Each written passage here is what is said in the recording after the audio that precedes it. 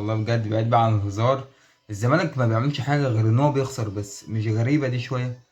بجد والله مش بحفل والله، ولا بعيد عن اي هزار اصلا، يعني الموضوع ملوش علاقه بالهزار. ولكن مش ملاحظين حاجه غريبه ان الزمالك بيخسر بس، ده حتى ما بيتعادلش، بيخسر بس، ما بيعملش اي حاجه تاني في الدنيا.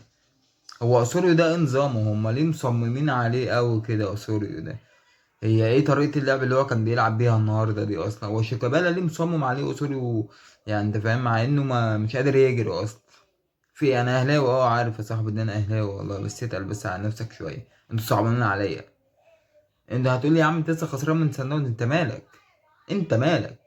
ده موضوع ما يخصكش. انما الموضوع بتاع الزمالك يخصني. ليه بقى؟ اقول لك انا ليه. احنا دلوقتي في وحده وطنيه وتصالح بقى وجو جميل يعني.